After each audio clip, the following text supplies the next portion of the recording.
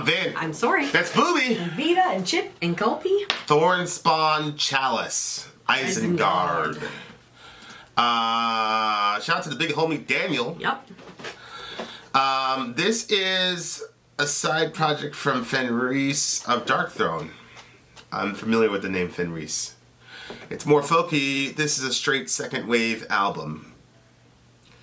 Fenris himself has commented he's not so much a fan of these exact vocals, but I guess a fan of the day. Lyrics are interesting, in my opinion, the best black metal riff I've ever heard. Starts at 327. We shall see, Daniel. Huh? Well, then he says the best part is from 440 to 520. We shall see. We shall see. See, I don't know if that's smart to do. Because now we're expecting I've got like a big standard for what that's going to sound like. And if it doesn't cut the mustard, then we have a problem. All right. So he said at 340? Yeah. Mark it down, babe. Timestamp it. And then the other thing was timestamp 420? Yeah. 440 to 520. All right. Okay. Get these in.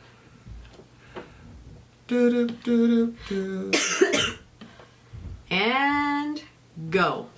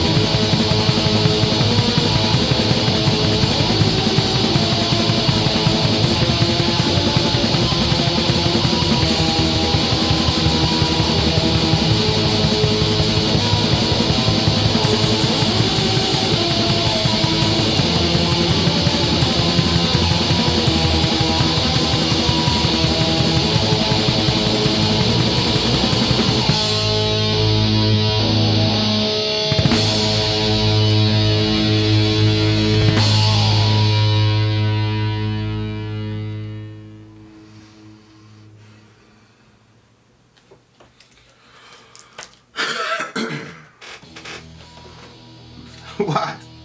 You know, those vocals, I just... It's black metal. I know. But there are some times where black metal vocals I'm good with, and no. This is the true cult, real, like, black metal. Like, Magua and those guys are black metal, but I'm sure, like, the hardcore true cult people would not look at them as, like... I think they would say that Magua is overproduced. Same with Batushka. This I mean, is sometimes like... the black metal sounds like it's just very sinister and dark and... You know what I mean? But this didn't strike you as sinister this and dark? sounded like the man was dying. Like, I felt like somebody was that's- squashing on him. That's the point. That's the point of the vocals. You expect him to be Mariah Carey? No, This is black metal. No, not... What's wrong with you? Well, I just... No, You didn't like the Vokes? It's funny because the guy, Fenris said he didn't like the Vokes either. Isn't that what it said on Trello? Oh, really? Go back to Trello. He said he said he wasn't a fan. Not Fenris himself has commented that he's not so much a fan of these exact vocals. But I guess that was the fact of the day. But I don't understand how he could not be a fan of those vocals. I mean, it's desperate sounding. You said it sounded like the guy is dying. No, it sounded like he was dying, but at some parts it sounded comical. It didn't sound like somebody that was like, it sounded like I pictured a cartoon and the little cartoon's on the ground and a giant stepping a little bit on his chest. Stuck for a while.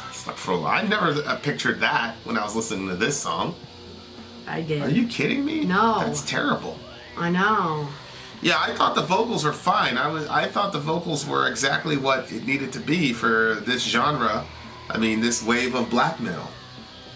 Yeah, I mean, I've heard black metal vocals before, The only and thing some I of them wish- I like, but this one...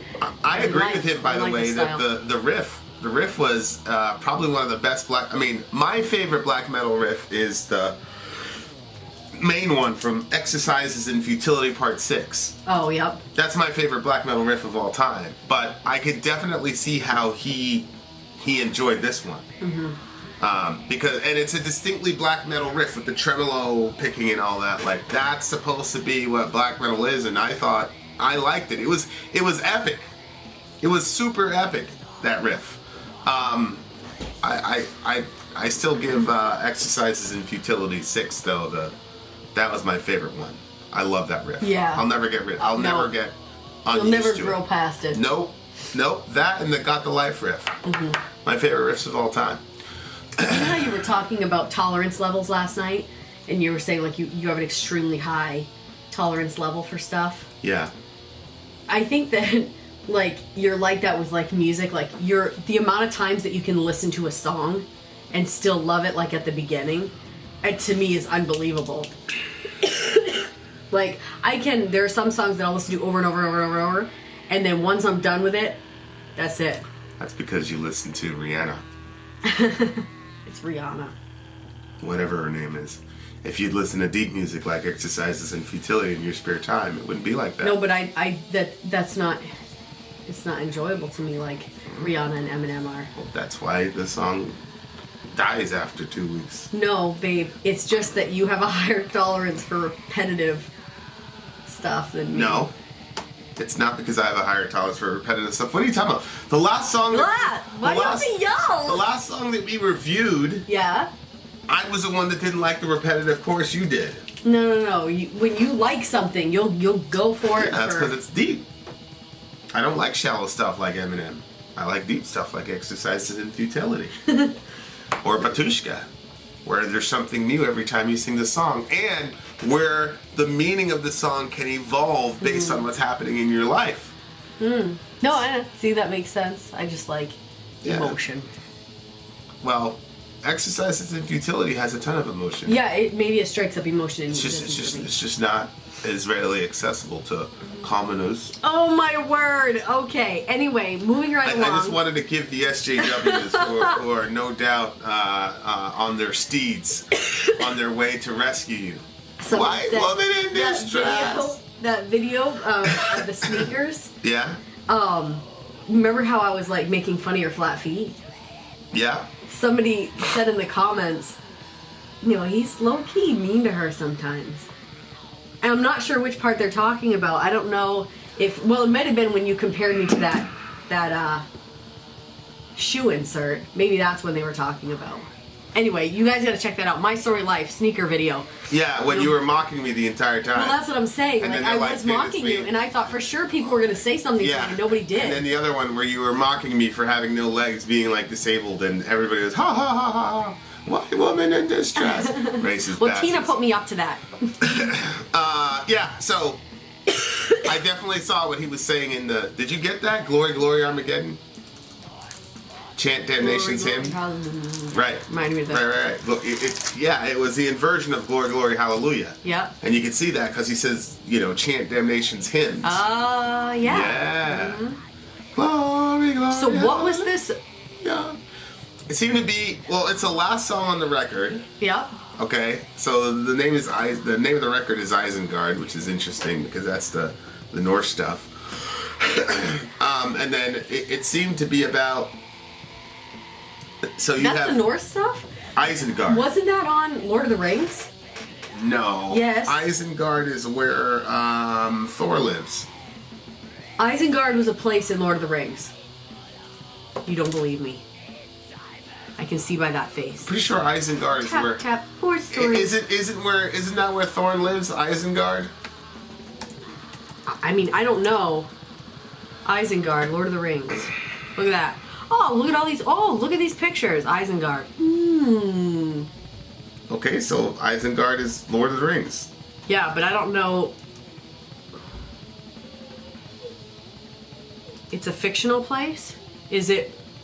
Well, let me take off Lord of the Rings. But it seems like. So you thought it was what? Like it seems like that these guys. Remember, like Bursum. Yeah. Means black speech in like Elvish language or whatever from Lord of the Rings. So it seems like Lord of the Rings is a big thing for them. Thing for these guys. Yeah. Because they named the entire thing Bursum, which is everybody was explaining to us later that it's actually from Lord of the Rings. Which is funny because Tolkien was a Christian and yeah. So, yeah, that's true. welcome to the fold. Thank you very much. We have some cool stuff. So it seems to be about like this rising of an unholy trinity. And see, like, look at this. Some of this I feel like is that's German, right? I comp med Christ. Babe, don't ask me something like that. Yeah. So anyway, so this is the last song, and it seems to me that this is the rising of the unholy trinity. Yeah. There is a Come forth, high priest of impurity. there is a unholy trinity in the Bible. It's the beast, the dragon, and the false prophet. Oh, yeah. Yeah. Right, which are contrary to the Father, Son, and the Holy Spirit. You know, where the dragon would be the Father, and then the beast would be the Son, and then the false prophet would be the Holy Spirit. So there's that inversion. So yeah. this is about the emergence of the unholy trinity coming to, drape the world in blackness. Yeah. I'm not a fan of the term rape being used in I am songs. not either. I am not either. So if I separate the emotion out of that word, that line is pretty crazy. What? I didn't understand it, actually. Rape out hateful hope in daimonion communion. It just sounded really terrible. That's why I looked at you. I was like, daimonion. Daimonion is, I'm pretty sure, Greek for devil or demon. That's what I would guess. So rape out hateful hope in demonic communion, I suppose. But Hateful hope. Wow. It seems like when you're a hopeful person and you've been disappointed over and over and over and over again. Yeah. I could see a person desiring for someone or something to take out every shred of hope he or she could have, so that they can function without that type of disappointment. Yeah. Just like I was saying yesterday, that nihilism sometimes is a defense mechanism for a person who's trying to find meaning and can't. So they just swing the other way so that they don't have to deal with the torture of feeling that there's some ultimate meaning out there and not being able to find one. Yeah. So Yep.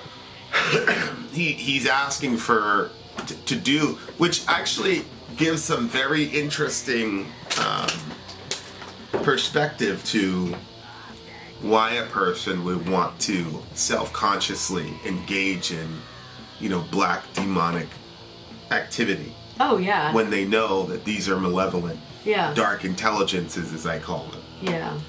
Because, from that perspective, it makes sense.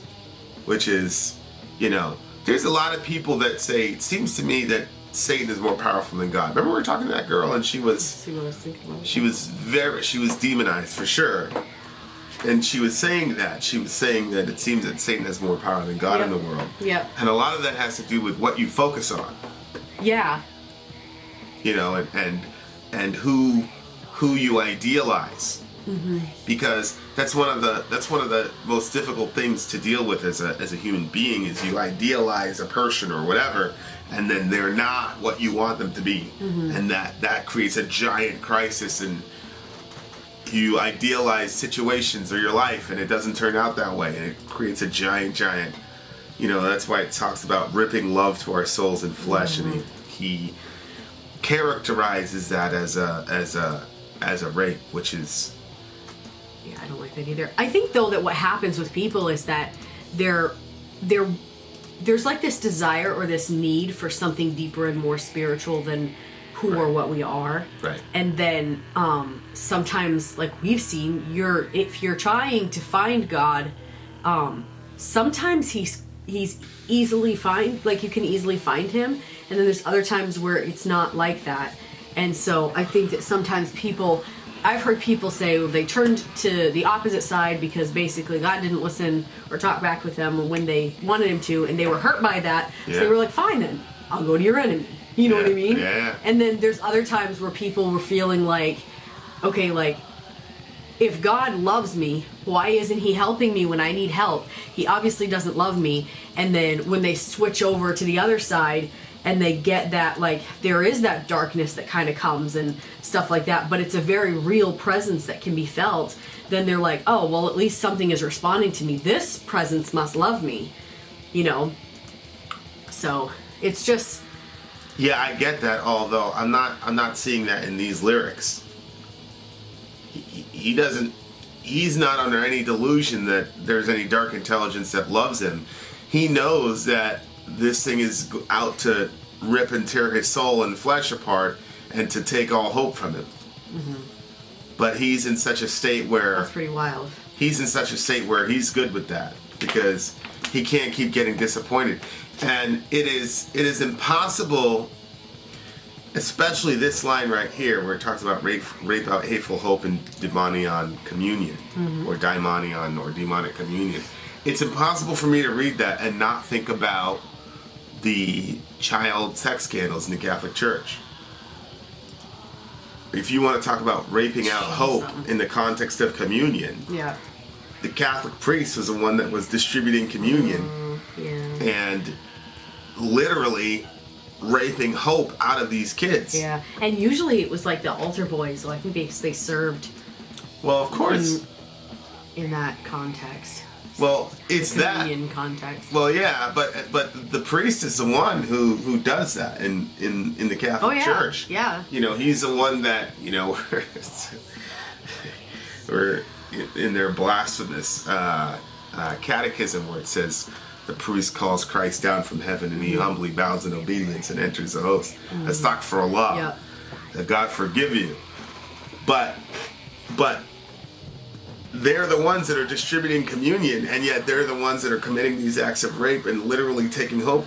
You know, one of that thing that we read where the kid killed himself. I know. Because he was OD? He OD, Herod OD, because he couldn't deal with that. He couldn't deal with it. And that's a major crisis of faith, and it's not like you can easily tell the kid, go to God. What do you mean? This is a representative of God. This is the one that was delivering, and especially in Catholicism, you know, it's the body, blood, soul, and divinity of Jesus, the communion. Yeah. And that guy is the one that's doing it. That is extremely destructive to an entire person's person. Yep, I would agree with that. And so that's one of the reasons why, for me, like, this whole thing where I've heard so many rebuttals, well, the rates of a high school football coach or a high school teacher or a Boy Scout troop, like, I don't give a damn. Mm-hmm. They don't hold that type of influence over their community that you know, priests do. Sorry. No, exactly. Not even close. Right. And the proximity to God, you know, I'm sure that this is not the original intent of the lyrics, but this is lyric evolving in time, because now, you know, that is extremely relevant, that line. The priest's proximity to God, where, you know, you always can make the distinction between the person and the religion. Mm-hmm. But if it's some random Joe out in the street that did something terrible to you, you can say, well, who cares? And you can easily extricate Christianity from that person. Yeah. But it is an extremely fine line to extricate a priest absolutely. from God, especially in the Roman Catholic context. Right. And Protestantism is a little easier, not that much easier, but it's a little easier, at least intellectually. But in Catholicism, it is extremely difficult to make those extrications. And that's a big ask to ask a person, hey, I know that this person's walking around saying he's in persona Christi, and I know that he's saying that he's the only one in the room that can bring Christ down, body, blood, soul, and divinity. But just ignore that and still worship Jesus. Yeah, they're too connected. They're way too connected. It's a major ask for these people. And it's really, really terrible. So, but I mean, yeah, I just had to say that because it's got to be said, especially from Christians. Yeah. And there it is again. Come forth, high priests of impurity. This is crazy. Like, this could really be... I think he's talking about a satanic ritual. Yeah, I do too. And satanic high priest. But it works the way you're explaining. But the irony is that, you know... Yeah. Your kid has a better shot with a satanic high priest than some of these guys. Sorry. Oh, I know. Because I don't believe that the majority of satanic priests sacrifice kids out in the woods or whatever. Mm-hmm. So if I had to eeny, meeny, miny, mo, at this point, I would roll my dice with the satanic priest. And that's just how I feel. Mm-hmm. You know? And I feel like they would be a lot... Didn't we read something one time with Satanism where it's like... one of the things was never hurt children, something like that. Yeah, there was specific about taking care of children. I feel like Satanists... I can't remember. I feel like Satanists would probably be a lot better at self-correcting than what happened with Catholic Church. In the sense of... Yeah. If it came out that some satanic dude was messing with all the little kids in the coven, like, I feel like those people would correct that guy, if you know what I'm saying, themselves with the quickness. Mm-hmm.